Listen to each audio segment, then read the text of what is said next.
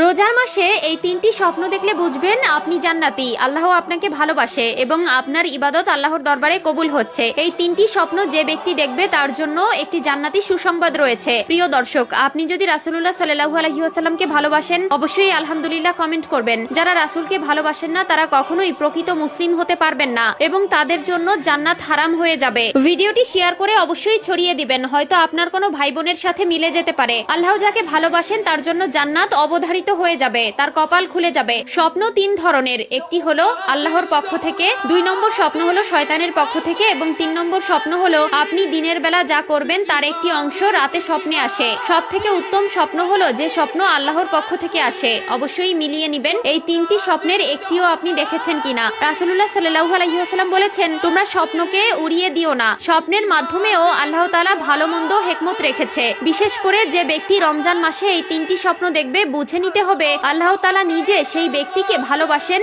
এবং তার জন্য জান্নাতের সুসংবাদ রেখেছেন। হয়তো আপনার কপাল খুলে যেতে পারে কঠিন ওই পরকালের ভয়াবহতা থেকে। 1 নম্বরে, আপনি যদি স্বপ্নে দেখেন আপনি কোরআন তেলাওয়াত করছেন, বুঝে নিবেন সেই স্বপ্ন আল্লাহর পক্ষ থেকে এসেছে। পবিত্র কোরআন ও রমজানের রোজা আল্লাহর দরবারে আপনার পক্ষ হয়ে কথা বলবে। এই স্বপ্ন দেখলে বুঝে নিবেন আল্লাহ তাআলা আপনার উপর প্রচন্ড পরিমাণে খুশি, যার ফলেই আপনি কোরআন স্বপ্ন দেখেছেন। 2 নম্বর স্বপ্নটি একটু বেশি গুরুত্বপূর্ণ। স্বপ্নে যদি দেখেন আপনি গোসল করছেন তাহলে বুঝে নিবেন আল্লাহ তাআলা আপনার উপর খুশি আছেন।